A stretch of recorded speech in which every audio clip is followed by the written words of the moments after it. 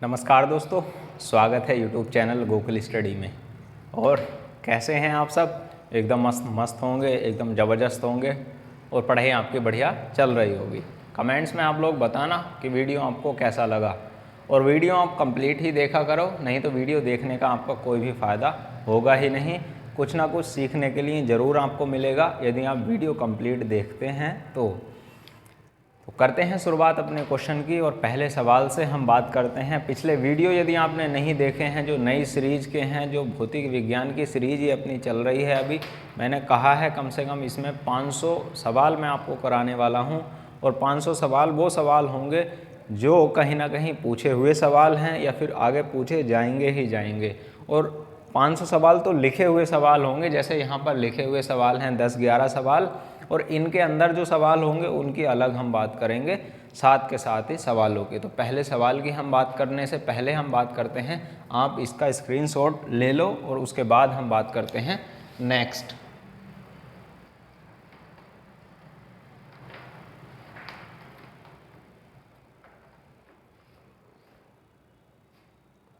लिया होगा आपने स्क्रीनशॉट। पहले सवाल की हम बात करते हैं, क्या लिखा हुआ है। पहला सवाल, द्रव का दाब मापने के उपकरण को क्या कहते हैं। यानी उपकरण है, काफ़ी सारे उपकरण भी लिखवा दूंगा मैं साथ के साथ, पर यहाँ सवाल आया हुआ है तो उसको हम समझ लेंगे क्या है। द्रव का दाब मापना होता है तो किसका प्रयोग करते हैं, तो वहाँ पर मैनोमीटर का प्रयोग करते हैं। किसका? मैनोमीटर का।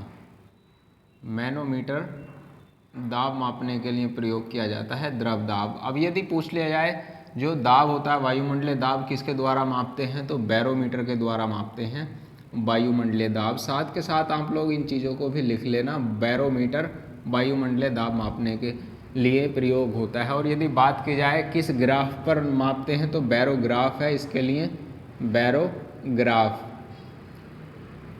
और यदि मैनोमीटर किस सिद्धांत पर कार्य करता है, तो वहाँ सिद्धांत भी आप लोग लिख लेना, संतुलन के सिद्धांत पर कार्य करता है, द्रव संतुलन के सिद्धांत पर कार्य करता है, के सिद्धांत पर कार्य करता है।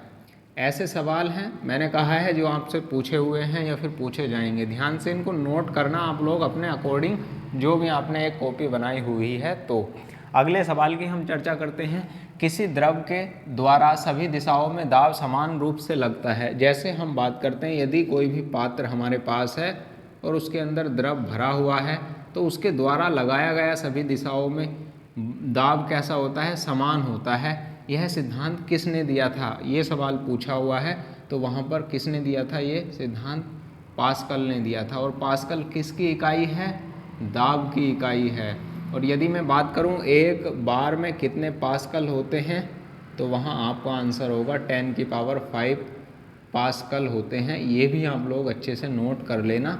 ये सिद्धांत किसने दिया था?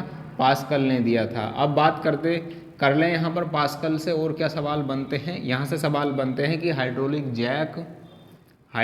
जैक किस सिद्धांत पर कार्य करते हैं। हाइड्रोलिक जैक किस सिद्धांत पर कार्य करते हैं, तो वहाँ आंसर होगा पास्कल के सिद्धांत पर।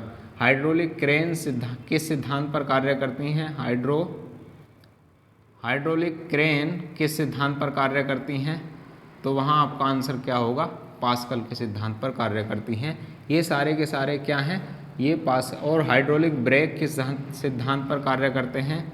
हाइड्रोलिक ब्रेक किस सिद्धांत पर कार्य करते हैं, तो भी आपका आंसर क्या होगा? पास्कल के सिद्धांत पर कार्य करते हैं। अगले सवाल की हम बात करते हैं। जल्दी या समझाने पर मैं इसलिए हमेशा ही ध्यान देता रहता हूं कि आपका टाइम वेस्ट अधिक ना हो और कम समय में ही अधिक चीज़ों को आपको मिल सके, इसलिए मैं बार बार सवालों पर ही चर्चा करता हूं, बीच में कोई भी एक्स्ट्रा बात नहीं करता। अगले सवाल की हम बात करते हैं, किस बल के कारण कोई भी वस्तु द्रव में डूबी होने के कारण हल्की लगती है। आपने देखा होगा, यदि किसी वस्तु को द्रव के अंदर डाल देते हैं तो हवा की तुलना में द्रव में उठाना आसान होता है। तो क्या कारण होता है इसका? किस बल को पूछा है, वो कौन सा बल है? द्रव में डूबी हुई किस बल के कारण, तो वहां बल पूछा है, तो उस बल को हम बोलते हैं उत्क्षेपण या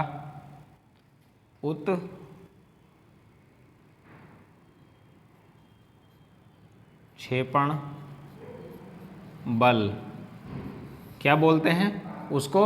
उत्क्षेपण हम बल बोलते हैं, जो विपरीत दिशा में लगता है, जो वस्तु को उठाने में ऊपर कार्य करता है, या फिर उत्प्लावक बल भी हम इसको बोलते हैं। क्या बोलते हैं? उत्प्लावक बल। उत्प्लावक बल भी इसे कहते हैं, जो वस्तु को हल्की या फिर वापस नीचे से लगता है। जैसे ये पात्र है और इसमें कोई पिंड डाल दिया जाए तो नीचे से लगने वाले बल को हम बोलते हैं उत्प्लावक बल हम कहते हैं। ये भी आप लोग याद रख लेना, ठीक है ना, इसलिए हल्की लगती है वह वस्तु। अगले सवाल पर हम बात करते हैं, किसी वस्तु के इकाई आयतन में समाहित द्रव्यमान को क्या कहते हैं। जैसे हमारे पास हम बात करें, इसको मैं साफ कर देता हूँ, इसका स्क्रीनशॉट आप लोग ले लो, जितना मैंने लिखा है उसके बाद आप लोग इसको नोट कर लेना। नेक्स्ट बात करते हैं, लिया होगा आपने स्क्रीनशॉट, बीच बीच में स्क्रीनशॉट आपको लेना होगा क्योंकि क्वेश्चन है ये सारे के सारे साथ के साथ ही मैं आपको बताता रहता हूँ, तो बीच में ही आपको स्क्रीनशॉट इसका लेने के लिए।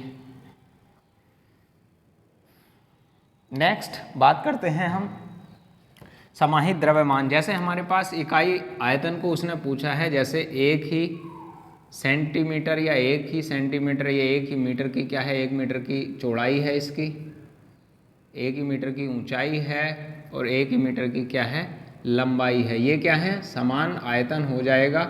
और समान आयतन में ही जितना द्रव्यमान इकट्ठा होता है उसको हम क्या बोलते हैं, उस वस्तु का हम बोलते हैं, उसको क्या बोलते हैं, घनत्व या फिर डेंसिटी हम बोलते हैं, घनत्व या फिर डेंसिटी। और इसका मात्रक क्या होता है, तो इकाई आयतन का मतलब क्या होता है, इकाई आयतन नीचे आयतन होगा और कितना द्रव्यमान है उसकी बात करते हैं।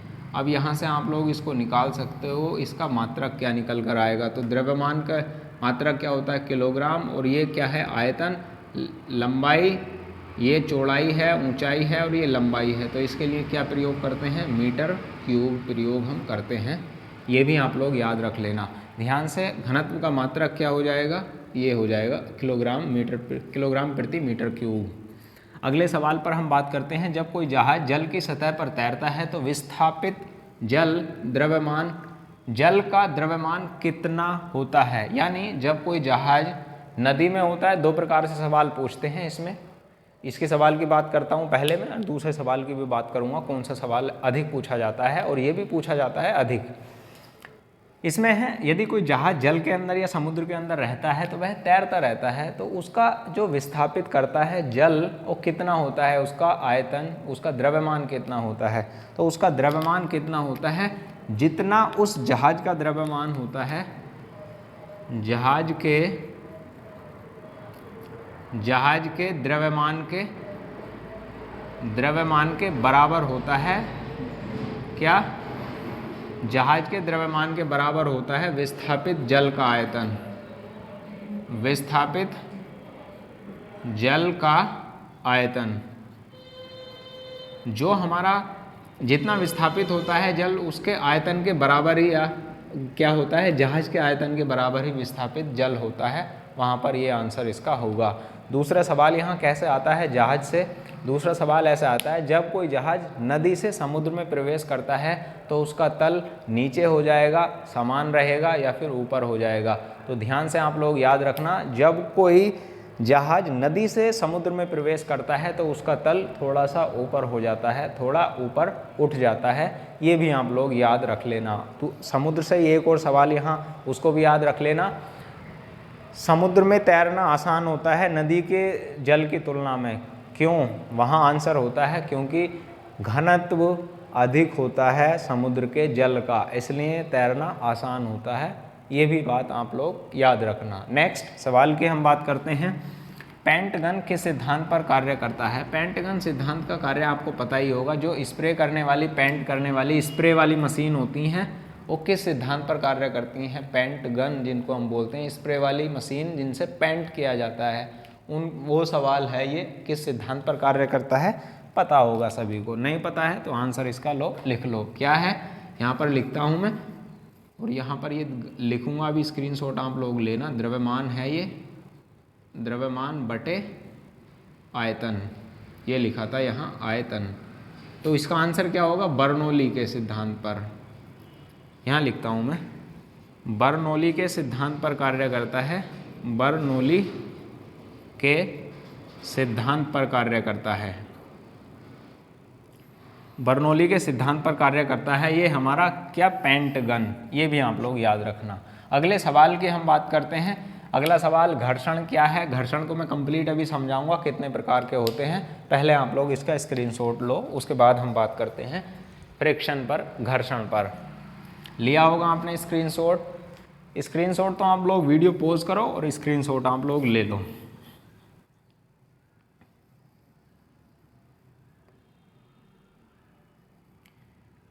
यहाँ हम बात करते हैं किसके संबंध में, घर्षण के संबंध में। घर्षण क्या होता है, घर्षण नॉर्मल से आपको पता होगा, जब कोई वस्तु किसी सतह पर चलती है तो वह घर्षण के कारण ही चलती है। यानी कोई वस्तु गतिमान है, उसके सतह के मध्य विपरीत दिशा में या फिर किसी भी वस्तु के विपरीत दिशा में कार्य करने वाले बल को ही घर्षण बल बोलते हैं, हम घर्षण बल कहते हैं। घर्षण बल कितने प्रकार का होता है, तो घर्षण बल के प्रकार क्या होते हैं, घर्षण बल के प्रकार होते हैं, एक तो होता है हमारा स्थितिज घर्षण, स्थितिज घर्षण, और दूसरा घर्षण होता है गतिज घर्षण, गतिज घर्षण, और तीसरा घर्षण होता है सीमांत घर्षण। सीमांत घर्षण क्या होते हैं, इनकी मैं बात करता हूँ। गतिज घर्षण के लिए लोटनिक घर्षण भी इसमें शामिल हो जाएगा, लोटनिक घर्षण, लोटनिक घर्षण, एक घर्षण और भी शामिल यहाँ पर हम कर लेते हैं। स्थितिज घर्षण की बात करें, यदि कोई वस्तु विराम अवस्था में है तो उसके मध्य कार्य करने वाले बल को हम क्या बोलते हैं, स्थितिज घर्षण। उसकी स्थिति के कारण कार्य करने वाले विपरीत बल को हम क्या बोलते हैं, स्थितिज घर्षण बल कहते हैं। गतिज घर्षण बल क्या होता है, यदि कोई वस्तु गतिमान अवस्था में है तो उसके मध्य कार्य करने वाले विपरीत दिशा में बल को गतिज घर्षण बल कहते हैं। यदि कोई वस्तु गतिमान अवस्था में है तो उसके मध्य कार्य करने वाले बल को हम क्या बोलते हैं, विपरीत बल को हम क्या बोलते हैं, गतिज घर्षण बल।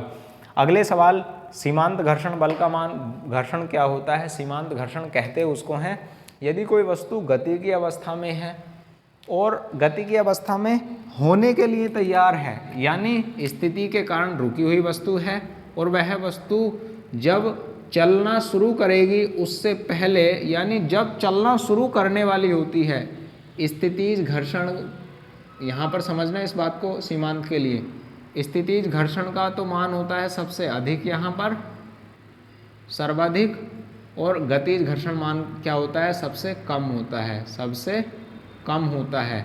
यहाँ पर इसको हम बोलते हैं कि स्थितिज घर्षण का वह अधिकतम मान, स्थितिज घर्षण का वह अधिकतम मान जब कोई वस्तु चलने ही वाली होती है तो उसके मध्य कार्य करने वाले विपरीत बल को हम क्या बोलते हैं, सीमांत घर्षण बल कहते हैं। लोटनिक घर्षण बल को हम क्या बोलते हैं, यदि कोई वस्तु लुढ़कती है तो उसके मध्य कार्य करने वाले बल को हम क्या बोलते हैं, लोटनिक घर्षण बोलते हैं। यह गतिज घर्षण का ही शामिल हो जाता है इसके अंदर। तो समझ में आया होगा आपको, घर्षण बल कैसा बल है, विपरीत बल है जो सतहों के मध्य विपरीत दिशा में कार्य करता है। कितने प्रकार हैं उनको आप लोग परिभाषा में लिख लेना। अगले सवाल की हम बात करते हैं, क्वार्ट्ज किसका उदाहरण है। क्वार्ट्ज किसका उदाहरण का मतलब यहाँ पूछा है, क्वार्ट्ज के सीधे सवाल आता है कि किसका उदाहरण है, तो यह है प्रत्यास्थता का, प्रत्यास्थ है। और प्रत्यास्थ का मतलब क्या होता है, यदि किसी बॉडी पर हम फोर्स लगाते हैं और यदि वह जितना अधिक प्रतिरोध करती है, जितना अधिक अपनी अंदर से आंतरिक बल लगाती है, प्रतिरोध करती है, वह वस्तु उतनी ही क्या होती है, प्रत्यास्थ होती है। और यहाँ से सवाल आता है, रबर और स्टील में सबसे अधिक प्रत्यास्थ कौन होता है। तो आप लोग बताओ, जब रबड़ के एक समान इतना बड़ा हमारे पास रबड़ की छड़ लें और एक इतनी समान हमारी स्टील की छड़ लें, तो आप लोग खुद बताओ कौन सी वस्तु या कौन सा पिंड या कौन सी रबड़ वाली या फिर स्टील वाली छड़ जो है उस पर बल लगाएंगे तो उसमें अधिक परिवर्तन आएगा या फिर रबड़ वाली में अधिक परिवर्तन आ जाएगा। तो आप कहोगे रबड़ वाली में अधिक परिवर्तन आएगा। तो रबड़ वाली छड़ ने कम प्रतिरोध किया तो इसलिए कम प्रत्यास्थ होती है, और स्टील वाली वस्तु ने अधिक प्रत्यास्थ, इसको अधिक प्रतिरोध इसका किया, इसलिए वह क्या है, अधिक प्रत्यास्थ है। इसी कारण से जो वस्तु जितना अधिक प्रतिरोध करती है वह वस्तु उतनी ही अधिक प्रत्यास्थ होती है, ये भी आप लोग याद रखना। और क्वार्ट्ज किसका उदाहरण है? प्रत्यास्थ का। अगले सवाल की हम बात करते हैं, किसी वस्तु की अनुप्रस्थ काट के एकांक क्षेत्रफल पर लगने वाले बल को क्या कहते हैं? ये तो अभी मैंने आपको समझाया है। यदि किसी वस्तु पर अनुप्रस्थ काट के एकांक क्षेत्रफल पर लगने वाले आंतरिक बल, यहाँ भी लिख लोगे तो थोड़ी सी परिभाषा आपके लिए सही रहेगी। लगने वाले आंतरिक बल को हम क्या बोलते हैं? यानी ये अंदर से कार्य करता है। जब किसी भी वस्तु पर बल लगाते हैं तो उतना ही अंदर से कार्य करने वाले बल को हम क्या बोलते हैं? ये भी यहाँ पर उसको बात कर रहा है, तो उसको बोलते हैं हम प्रतिकर्षण बल। ये इसको हम क्या बोलते हैं? यदि बात की जाए किसके संबंध में? किसी वस्तु की अनुप्रस्थ काट के एकांक क्षेत्रफल पर लगने वाले आंतरिक बल को हम क्या बोलते हैं? तो इसको क्या कहते हैं हम लोग? इसको थोड़ा सा ध्यान आप लोग देना, अभी बताता हूँ इसको। तो अगले सवाल की हम पहले बात करते हैं, अभी बताता हूँ इसके बारे में, और भी चीज़ें बतानी है। रबर और स्टील में से अधिक प्रत्यास्थ कौन है? आंसर अभी जस्ट मैंने बताया है इसके साथ। सबसे अधिक प्रत्यास्थ कौन होगी यहाँ रबर और स्टील में? तो वहाँ आंसर होगा स्टील अधिक प्रत्यास्थ होगी। क्या होगी? स्टील अधिक प्रत्यास्थ होती है किसकी तुलना में? रबर की तुलना में अधिक प्रत्यास्थ होती है स्टील, क्योंकि वह प्रतिरोध भी अधिक लगाती है। अगली, आयतन प्रत्यास्थता गुणांक क्या हो? गुणांक के व्युत्क्रम को क्या कहते हैं? व्युत्क्रम को क्या कहते हैं? सीधा ही सवाल आता है, इसको बोलते हैं संपीड्यता। संपीड्यता कहते हैं इसको, कंप्रेसिबिलिटी बोलते हैं इंग्लिश में, कंप्रेसिबिलिटी इसको बोलते हैं। ध्यान से समझना, आयतन प्रत्यास्थता गुणांक के व्युत्क्रम को हम क्या बोलते हैं? कंप्रेसिबिलिटी या फिर संपीड्यता हम इसको बोलते हैं। स्क्रीनशॉट आप लोग इसका ले लो, फिर हम बात करते हैं नेक्स्ट सवाल पर।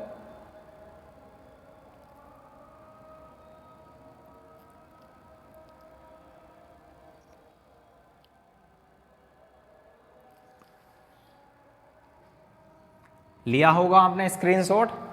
अब हम बात करते हैं ये वाला, ये जो अपने पास, इसको भी हाँ साथ के साथ आप इसका भी स्क्रीनशॉट ले लेना। किसी, ये वाला 9 नंबर के सवाल पर, किसी वस्तु की अनुप्रस्थ काट के एकांक क्षेत्रफल पर लगने वाले बल को हम क्या बोलते हैं? तो प्रतिबल बोलते हैं। प्रतिबल हम कहते हैं, यानी जो अंदर की ओर से कार्य करता है, या प्रतिबल इसको बोलते हैं स्ट्रेस या फिर तनाव। आपने देखा होगा ना, आपका माइंड जब तनाव में होता है तो अंदर से क्या लगता है? एक फोर्स लगता है, तो उसको फोर्स को हम क्या बोलते हैं? प्रतिबल हम कहते हैं। ठीक है ना? तो कैसा लगा वीडियो आपको? कमेंट बॉक्स में आप लोग लिखना और शेयर करना, कमेंट्स करना, लाइक करना। Thank you, all the best. Share तो आप लोग कर दो यदि आपको लगता है कि मेहनत थोड़ी सी मैंने की है आपके साथ। तो थैंक यू, मिलते हैं। ले लो स्क्रीनशॉट लेना चाहो तो, नहीं तो ले लिया होगा आपने।